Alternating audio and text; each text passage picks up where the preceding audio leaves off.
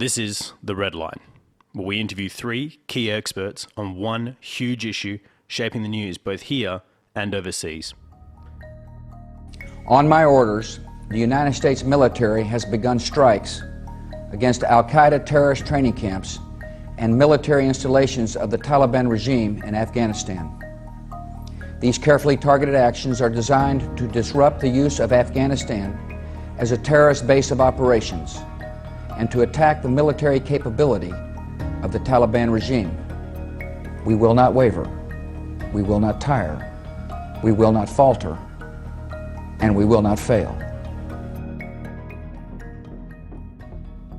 Today marks the 18th anniversary of the declaration of war on the country of Afghanistan. And in 18 long years of fighting, the coalition forces have lost over 3,500 soldiers, 41 of those being Australians. As we speak, the war seems to be turning against us, with the Taliban getting more and more ground. And after 18 long years of fighting, from the mountains of Kunduz to the deserts of Kandahar, what do we have to show for it? Today, we will be talking with three expert witnesses to get a better idea of this country that has swallowed up almost every nation that has attempted to conquer it, as well as taking a look forward into the difficult years ahead. Part 1. Graveyard of Empires. Yeah, well, Afghanistan is a landlocked country in Central Asia. It's about the size of France, has a population of about 35 million people. It's highly mountainous in its center, and then on its edges you find plains and deserts. Our first guest is Thomas Barfield, a Harvard-educated professor who is now the head of Anthropology at Boston University. He's also the author of many books in Afghanistan, including Afghanistan, A Cultural History, and The Central Asian Arabs of Afghanistan. The country is practically 100% Muslim, about 80-85% Sunni, 15-20% Shia. But what we find is that the rural areas, the social values are relatively conservative, particularly when it comes to the roles of women, whereas in the major cities, they're much more liberal. And that's been one of the problems in terms of the government. So for some of our listeners who might not know, has Afghanistan been invaded before? Yes, Afghanistan has been invaded 4 times in the past 175 years. Twice by the British in the 19th century, once by the Soviet Union in the 20th century, and by the United States and its allies in the 21st century. The Russians came in support of an existing communist government, but their style of counterinsurgency was quite violent. In the 10 years of the Soviet war, 1 million Afghans were killed, and between 4 and 5 million were made refugees. To fight the Soviets, the US armed and trained thousands of Mujahideen fighters who drew the Soviets into a prolonged counterinsurgency battle, eventually leading to the Soviets pulling their forces out of Afghanistan in 1989. But what happened after they left? Well, this is a period of time that's often not looked at very closely. There is an assumption that the Russians left and the Taliban came in, and that wasn't really true. One of the most interesting things that happened, which is a little bit relevant for today, is the Soviets withdrew in 1989, and they presumed the Afghan government they left behind would fall to the Mujahideen resistance. It did not. That government lasted until April 1992 and only collapsed after the Soviet Union dissolved. When the Soviet Union no longer was able or didn't exist to send it money and weapons, that regime, communist regime, collapsed. The thing that happened then was not the arrival of the Taliban, but was the arrival of the various Mujahideen resistance groups. And from 1992 to 1995, they fought among themselves. So in 1995, what we see is the Taliban taking advantage of this anarchy in Afghanistan to begin to seize power in most parts of the country. They eventually take power in Kabul, the western city of Herat, the northern city of Mazar-Sharif, but actually they never are able to control the entire country, although they come very close to it on the eve of 9/11, 2001. Has it ever been controlled by one central government? Yes, very often. We tend to look upon the period from 1978, but in fact, from essentially 1895 until 1978, Afghanistan was under the control of one government, largely at peace, except for a 9-month civil war in 1929. And from 1929 to 1978, that is 50 years, it was under the control pretty much of a monarchy. The monarchy was overthrown to create a president, but that president was the cousin of the king. For 50 years, you had Afghanistan that stayed out of both world wars, had a central government that was very weak, but no insurgency in Afghanistan. By the time 1992 comes around and the Soviet Union is no longer there, no great power is interested in Afghanistan. And if no great power is interested in Afghanistan, then it tends to revert to anarchy. You only get these warlords and civil wars in Afghanistan essentially when the world is not interested in Afghanistan, because the Afghan government has never financed itself on its own revenue. It's always dependent upon outsiders essentially to pay for government from Kabul. So from 1929 to 1978, Afghanistan was quite stable, very poor, but quite stable. I spent 2 years there in the 1970s, walked all over the country. I never saw a gun, never felt any threat, never saw any government police either, but you didn't need them. So after the Soviets left, who was in control of Afghanistan? The factions were small. Even the Taliban, the Northern Alliance, maybe they had troop levels of about 30,000 each. They weren't doing much in the way of governance. So what you found was Pakistan was supporting the Taliban. India, Russia, Iran was supporting the Northern Alliance. Al-Qaeda got in there under Osama bin Laden. They were helping fund Mullah Omar and the Taliban. So essentially what it allowed was small players with small pocketbooks to play an inordinate amount of influence in Afghanistan. But at that point, every group could control one region of the country, but no faction was able to take over the whole country until the Taliban. The Taliban came very close doing it because they set themselves up as a religious movement rather than either a sectarian or regional movement. They focused on essentially calling a jihad to say that they were going to create an Islamic emirate. So, which was the first time, I should say, Afghanistan ever was ruled by clerics. In all of its history until the Taliban, clerics had never ruled Afghanistan. So after George Bush declares war on Afghanistan in response to the 9/11 attacks, what happened? Well, as I say, the first 10 weeks, there are very few foreign troops on the ground. There's a lot of American and a little bit of Allied air power, but the Taliban doesn't own very much equipment. That's destroyed.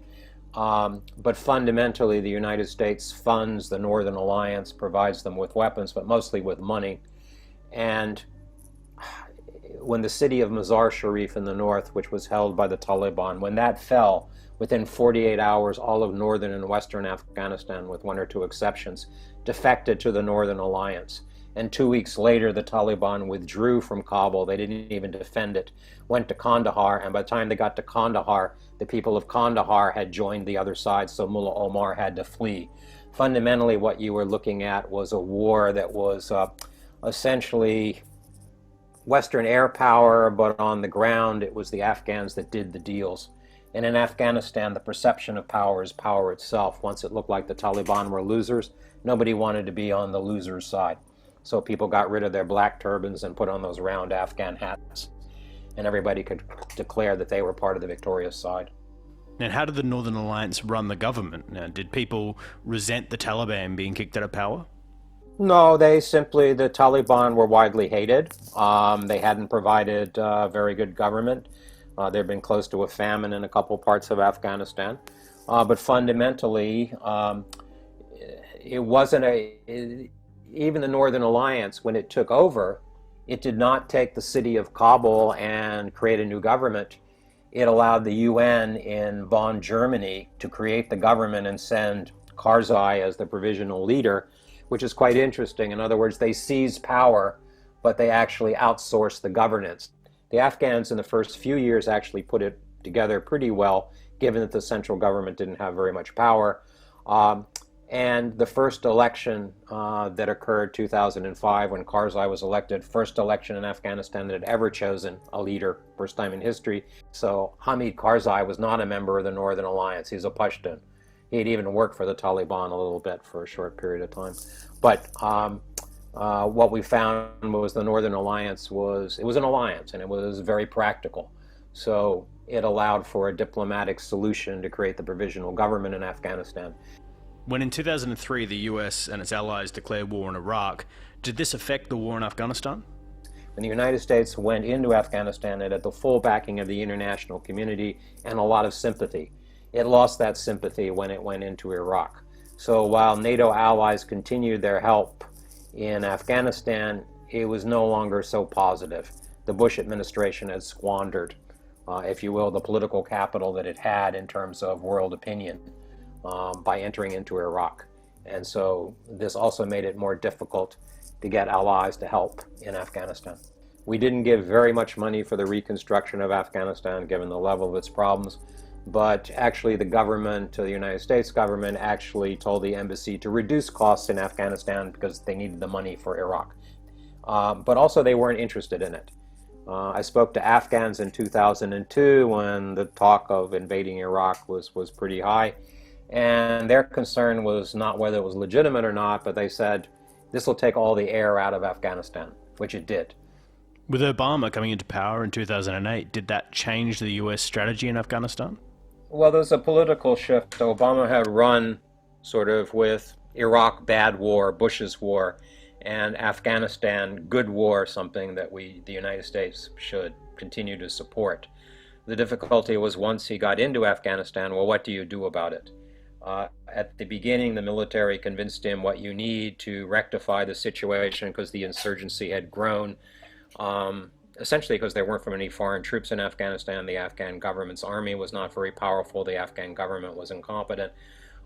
So there was an argument, let's have a surge of troops to fix the situation.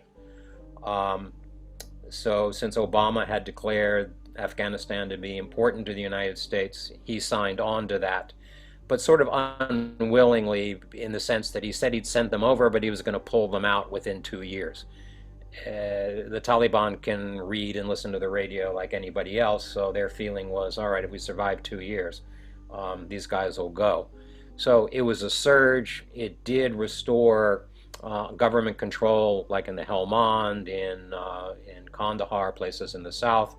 But one of the great difficulties, which was noted at the time, was it's very difficult to do a counterinsurgency campaign if you don't have a good partner government.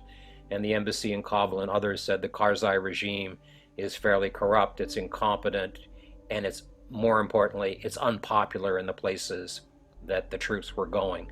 Therefore, how could you conduct a successful counterinsurgency campaign, number one, on such a limited time frame, but number two, with an Afghan government that when the US reinstalled it locally, what you discovered was, yeah, the local people were happy to see the Taliban gone, but they were unhappy to see the arrival of Kabul government officials. So this put the United States sort of on a horns of a dilemma. The locals didn't want to see the Taliban, which we thought was good, but they didn't want to see the Kabul government, which we were supposedly fighting to support. And how did the locals view the new president, Hamid Karzai? He was, at the beginning, he was fairly popular, but as trouble went on, he began to be perceived, and to some extent perceived himself. Afghanistan never lost its sovereignty, unlike Iraq. So in theory, the president of Afghanistan could have told the foreigners how to conduct the war, what to do, but in fact, Karzai was a weak personality. He never did that. He sort of knew that he owed his continued presence in Afghanistan to the foreign forces. At the same time, for domestic consumption, he attacked the foreign forces. So the Afghans kind of looked at this as, well, either do something about it, or get on one side or the other. So he alienated both a lot of the Afghan people and alienated his foreign backers. Jumping forward to today, with the US in talks to pull out of the country, do you think the Taliban will take over the governing once the US leaves? No, the Taliban is unlikely to be running the government when the US leaves. That's another Remember, I mentioned that Afghanistan had been invaded 4 times. In the past 3, no Afghan insurgency has ever been able to topple a government that continues to maintain weapons and money from its international patron. It's what I call the insurgent's dilemma. It's easier to get rid of foreigners than it is to topple Afghan governments. When you get into an Afghan civil war situation, when the foreigners leave, then sort of money in the bank is more important than boots on the ground.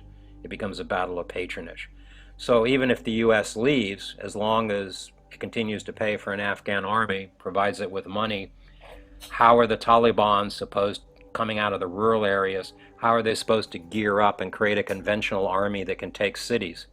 Because even if the US only left drones behind, as soon as the Taliban organized in battalion-sized groups, they would be bombed from the air. This is their dilemma. As soon as they get big enough to attack someplace, they can be destroyed. So they can hold as many mountains and deserts as they want. The Mujahideen did the same thing against the communist government, but they find themselves unable to take the population centers. So that's where the Taliban have difficulty. You cannot be a government unless you can take the cities and the irrigated areas. I mean, that's where the economic heart of Afghanistan is. So how did the Taliban manage to do that? They only managed to do that in the mid-1990s because there was a government collapse. There was no government. It was total anarchy. In periods of anarchy, sort of the one-eyed man is king in the land of the blind. But the Taliban can only really hope to take power if the Afghan government essentially first collapses because it's not supported or out of its own incompetence. It's even if the Afghan army, which is probably predominantly people from the north, from the west, it's non-Pashtuns, that army, if there's an upcoming civil war, is likely to throw its weight behind a reconstituted Northern Alliance. That makes it very difficult, if we go back to a civil war, for the Taliban to make a whole lot of progress. Maybe they can control Helmand, maybe they can control Kandahar, maybe they can control part of the Pakistan border. But how do you get beyond that? Part 2. Balancing Act. When I went to Afghanistan, what I saw was 30 years, or the remnants of 30 years of destruction, of war, of poverty, and it was kind of slowly re-emerging. Our second guest is Suma Sayeed, an Afghan Australian who worked as an advisor in the Justice Sector Support Program for the US State Department. The Afghanistan that I grew up hearing about was the Afghanistan that was, very different to the Afghanistan that is today. And like I said, it's very unfair to compare the two. The Afghanistan that I heard about growing up was, people were at peace, people were calm, they were happy, they were settled, life was much better, obviously. People hadn't witnessed war the way they have witnessed war today. I was working with an Afghan colleague at one point, and he was telling me how the day the Taliban left, or the day the Taliban fell, that was a day for the first time in his life, he saw his father shaving his beard, and he's like, I was so amazed by that. So from your travels all around Afghanistan, culturally, how would someone from, let's say, Helmand or Herat compare to, let's say, Kabul? So you go to East Afghanistan, it's completely different to Kabul. You've got the tribal areas, you've got the rural areas, you've got just the kind of the mix of the different people in different regions really stands out, and you really feel the difference as you travel to the different areas. The Kabul that it is today is a cosmopolitan of all these people who have come from all different areas in Afghanistan. And it's kind of, there's a mix of people because it's a capital, and that's where, there are jobs there, there's people come there for, education, for whatever the reason is, they come to Kabul for that. So it's very hard to kind of highlight it, but in saying that, when you go to an area like in Helmand, for example, or East, or let's just say Jalalabad, or one of those eastern provinces, you do see the difference. In the remote areas, people are very traditional, they're very conservative, it's very minimal, it's very basic. they're extremely hospitable, charitable people, and they live by that code of conduct, by the code of conduct that Afghans hold themselves accountable to, if that makes sense. And they, they ensure that they follow that, and they do that with pride. So you were in Afghanistan in 2009 when President Obama comes into office, which is a dramatic shift in doctrines from the Bush administration. What was that like on the ground for people living there? Were people noticing the difference in doctrine, or was it just a continuation of the old ways? When Obama came in, he introduced more drone. There were more drone attacks.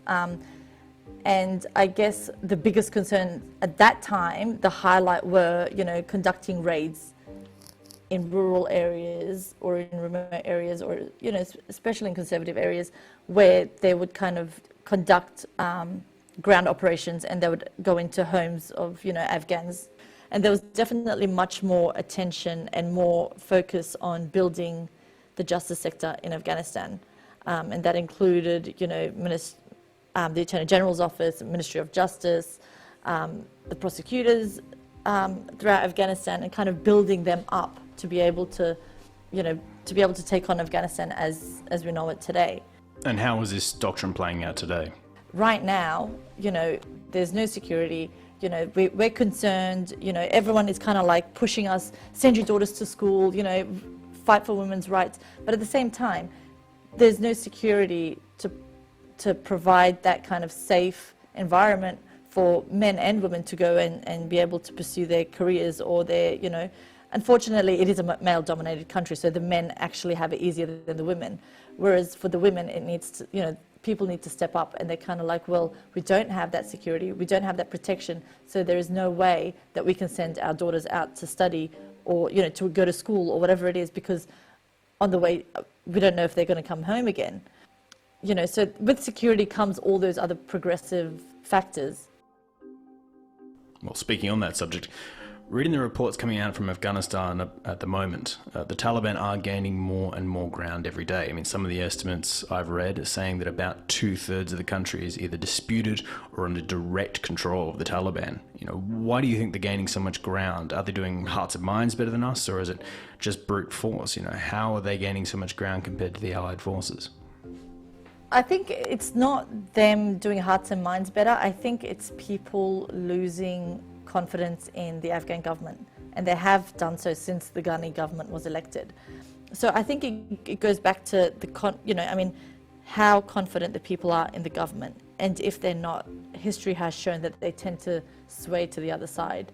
I think the key question we need to ask is, what is the Taliban bringing to the table that the Afghan government is not? And I think when I was there, for example, the one thing people would say is, look, we didn't, the one thing Taliban brought to the country was security. We felt safer in that sense. Security is a number one concern in Afghanistan. I think if you have security, everything else comes into place. Well, looking forward now, there was peace talks coming up between the US and the Taliban, and the CIA in both press conferences and on Twitter seems to be indicating that they would support a Northern Alliance type group. Do you think this is the best way forward? I think, going back to what you were saying earlier on, the fact that they're even, engaging with the Northern Alliance. The Northern Alliance, for example, is, are we recognizing the Northern Alliance and not recognizing the other groups? I think that's going to create huge issues for Afghanistan. And it's going to create that ethnic divide all over again. And yes, it will go back into a civil war. I think that's what everyone is concerned about. And like I said, the warlords from the post-Soviet era are still very effective today. They're still around. They hold great positions and great posts, and they're influential within their groups. And that's what's really concerning, is that it will fall back into that situation or into that state as it had before. Part 3. You have the watches, but we have the time. I still recall my very first journey to Afghanistan. I'd been traveling to Uzbekistan and Tajikistan to the north, and even to Pakistan and India, but I'd never actually gone into the graveyard of empires. So I recall flying over these mountains and landing in Kabul, and the first thing I noticed was old Soviet MiG-21 jet fighters on the runway that had been blown up by the rebels. and rusting Soviet tanks. And you get out of the airport, and the first thing I saw was nomads on the side of the road, Kuchi Pashtun nomads with camels and donkeys. So it's very evocative, and I must say, almost like a National Geographic or Indiana Jones moment, arriving there in that city that I read so much about. Professor Brian Glyn Williams is the Professor of Islamic History at the University of Massachusetts in Dartmouth. He works for the US Army and the CIA's Counterterrorism Center in Afghanistan. He's also the author of Counter Jihad, the American military experience in Afghanistan, Iraq and Syria, as well as The Last Warlord. Brian is one of the NSA's and CIA's biggest experts when it comes to Afghanistan. I got there actually about 2 years after the invasion, and it was a period when there's a lot of hope in Afghanistan. Afghans were excited that the roads were being built, that women could go out to stores and have their hair done. They built a couple skyscrapers in downtown Kabul. 1 million people came back to the capital, and the Americans had the wind behind them. NATO had the wind behind them.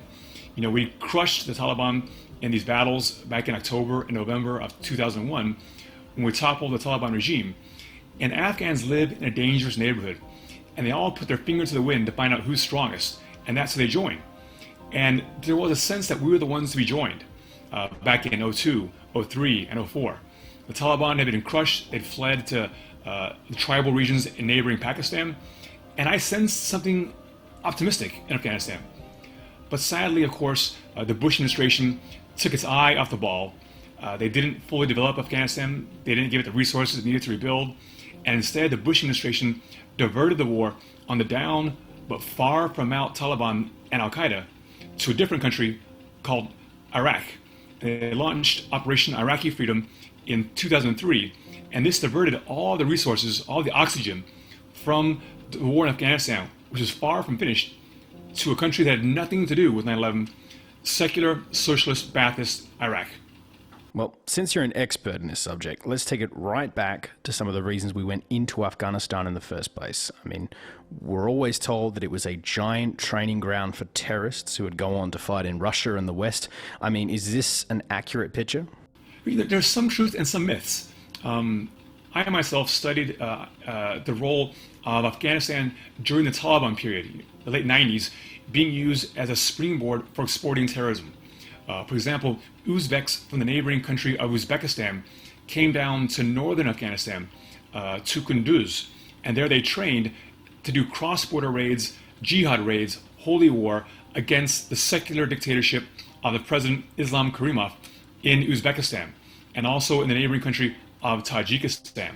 And also Pakistani jihadi groups, such as Lashkar-e-Toiba, who were trained to fight jihading in the mountains of Kashmir in India, also came and trained in Taliban Afghanistan in the 90s to wage war against Indians up in the mountains. Well, some of the training camps were being funded by the Pakistani CIA, known as the ISI. They were funding Pakistani jihad groups to go fight against Indian occupation in the province of Kashmir. Others were funded by Osama bin Laden. He funded camps down in places like Farouk or Tarnak Farms, which are down in the southeastern Pashtun territories near Pakistan. There are also independent jihad groups, such as Jund al-Sham, the Army of Syria, in western Afghanistan in Herat, run by a separate group by a leader named Zarqawi. Zarqawi, by the way, later migrated from US-occupied Afghanistan to Iraq, and there he jihadified Iraq during the US occupation and turned the country into a quagmire for Americans. So fast forwarding again to today. Is this the same flavor of Taliban we saw during the Civil War? Or, what is the situation looking like today? So about 2013, the US troops began withdrawing. 2014, and a shift from Operation Inherent Resolve to Operation Resolute Support. In this stage, US troops are now supposed to help Afghan National Army forces and Afghan National Police protect their own country.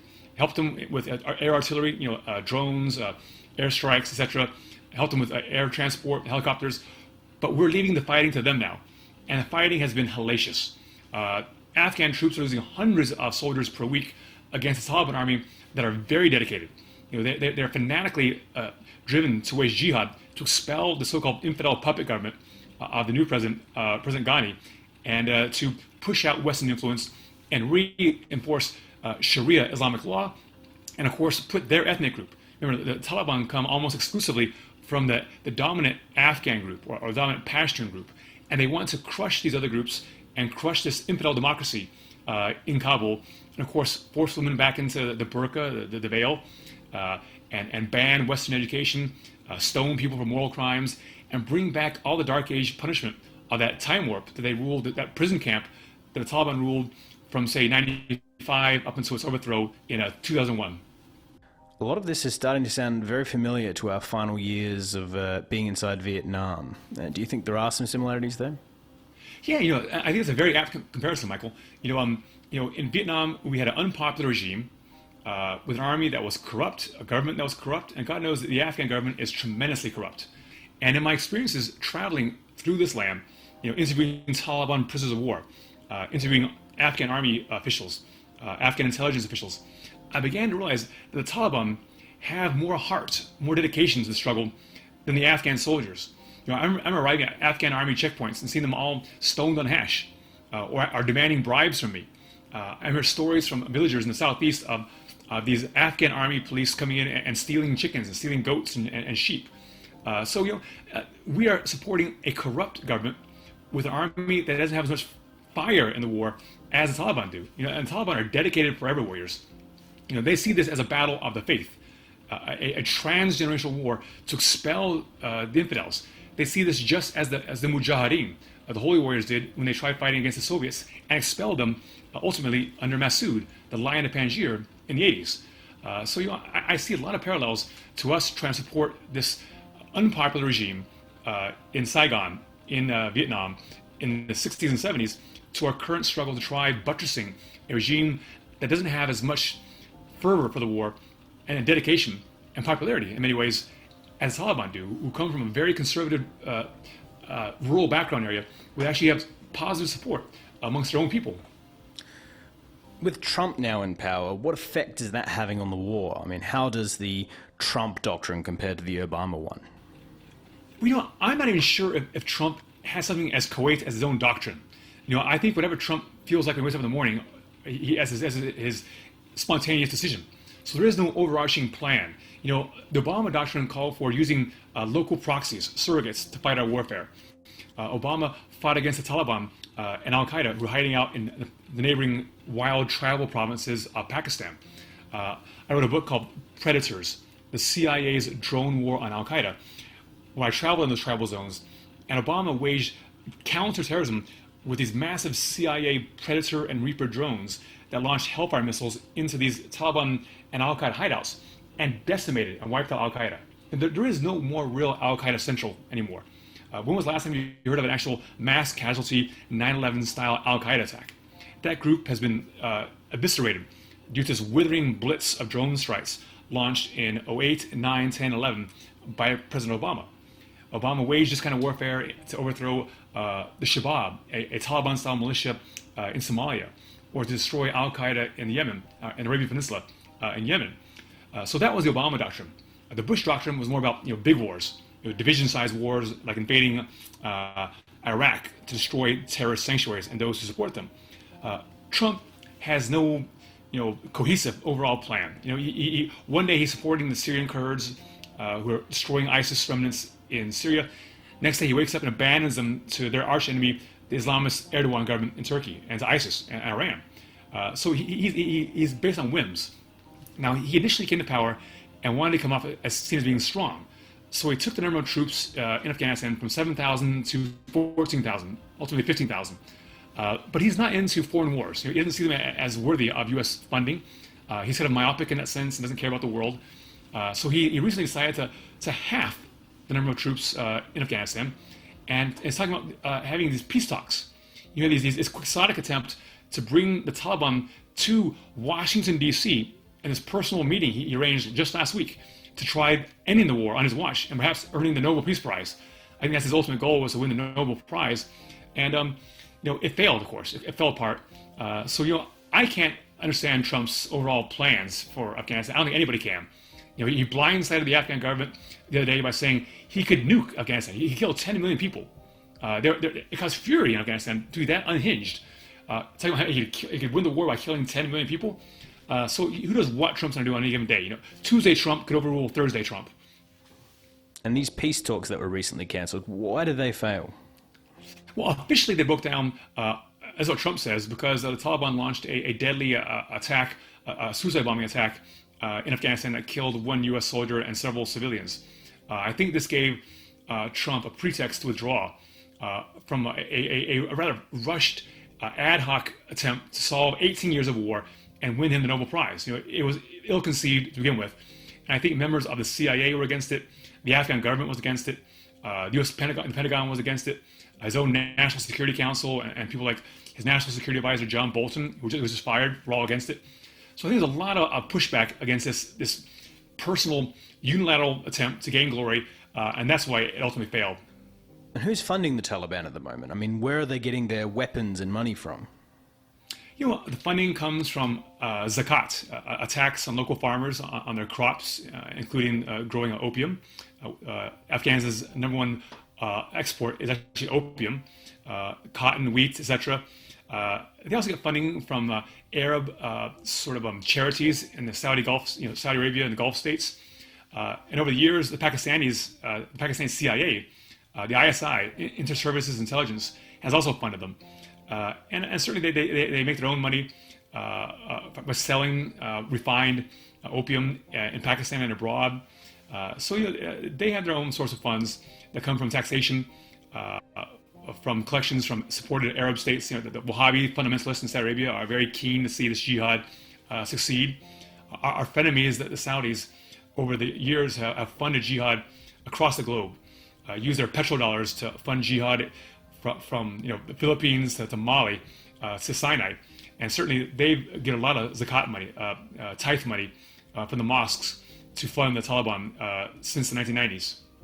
The Taliban are gaining ground quickly. In fact, some of the sources in Afghanistan I have are reporting that they aren't even buying ammunition anymore because they're overrunning and capturing so many of the ANA stockpiles. Why do you think this is happening, and what do you think will happen next?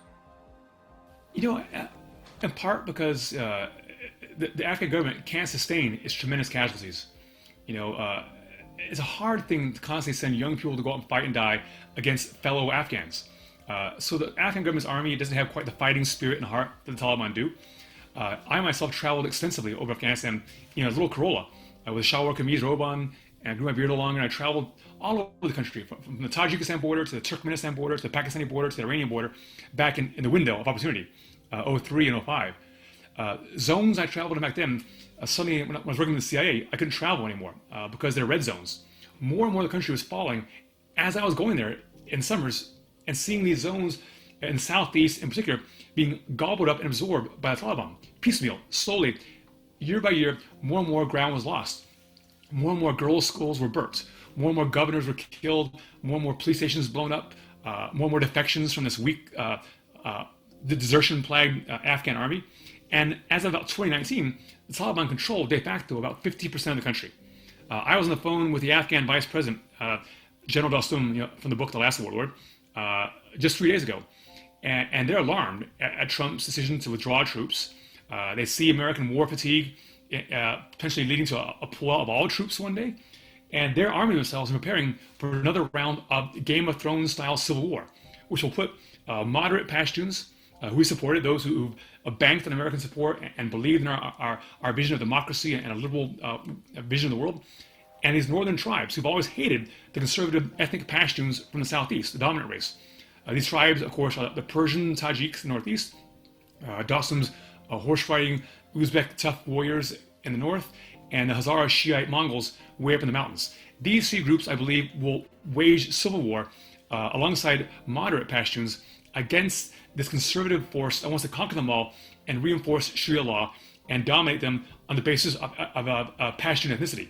So should we ever withdraw troops, which could happen under this president, that's the future I predict for the country. But where do you see it going if nothing changes, if everything just continues with the status quo? So I see a sort of stalemate at the moment. The Taliban can't take the cities, And we and the Afghan government and the Afghan National Police and the Pentagon can't take the countryside in the southeast. So I think we'll have a long-term stalemate, a forever war, because the Taliban will never back down.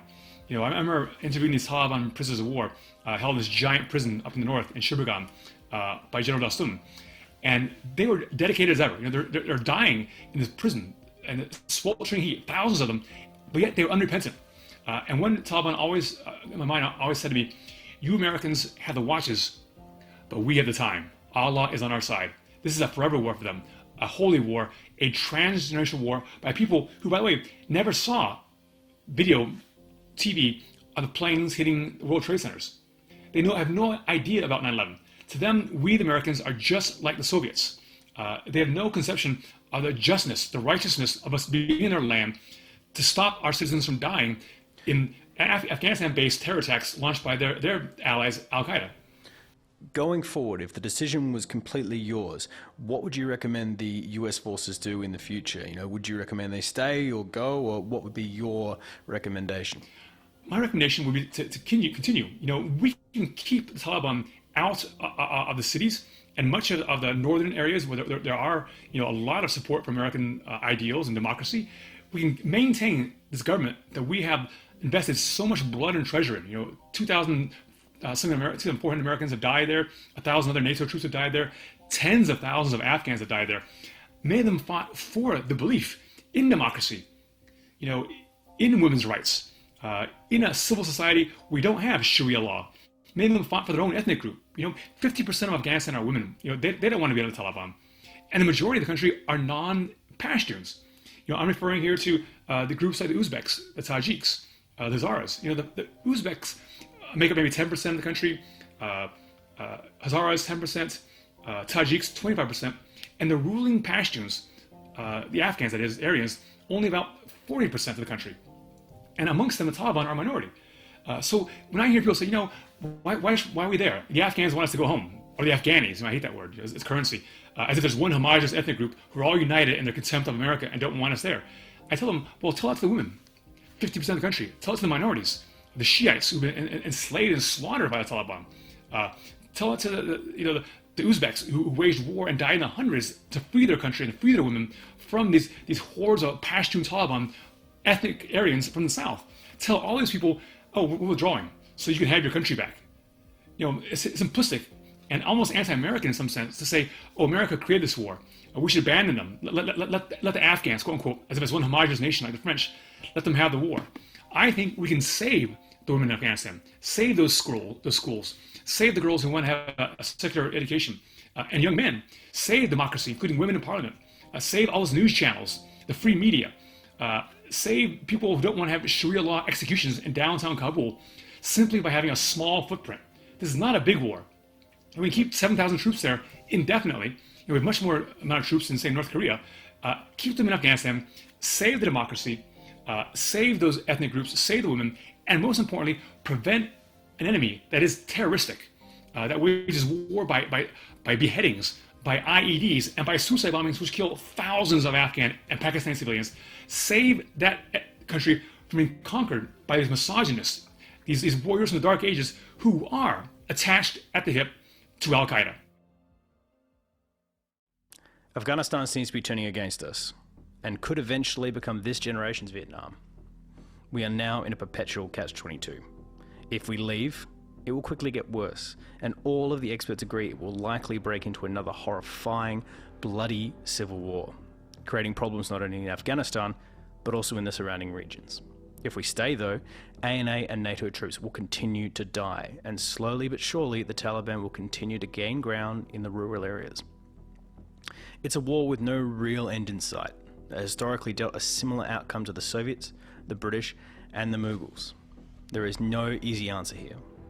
Hopefully the results of the recent Afghanistan elections can bring some stability, but most experts here today agree, and they don't hold much hope for that. We can only hope we aren't having the same debate in another 18 years' time. A huge thank you to all of our guests here today. You can follow Thomas Barfield's work on Amazon, and I highly recommend you check out his book, Afghanistan, A Cultural and Political History. I found it an amazing read and was the basis for a lot of the research on this episode. I also recommend checking out Brian's fantastic library of work, one of which was even adapted into a movie starring Chris Hemsworth. His book, The Last Warlord, is one of Amazon's bestsellers on the subject, and we are sure we will have Brian back on the show at some point. You can also follow Brian on Twitter at Brian Glyn Williams to stay up to date with what he's up to. If you like today's show, please feel free to share it around and tell your friends. We want to bring you the biggest guests we possibly can, and the more listeners we get, the more likely we are to get big names to come onto the program. The other way you can support the show is through Patreon. This show is completely self-funded, and this allows us to go after stories that corporate media wouldn't be allowed to. Every dollar you donate goes towards paying our fantastic crew, hiring more people, and getting the show to as many people as we can. There are plenty of rewards on Patreon, and it would mean the world to us for you to be a part of the show. You can also follow us on Twitter at The Red Line Oz and Facebook at The Red Line Podcast. Thank you so much for listening, and we'll be back in a fortnight with another international episode. And as they say in Afghanistan, Khuda Hafiz.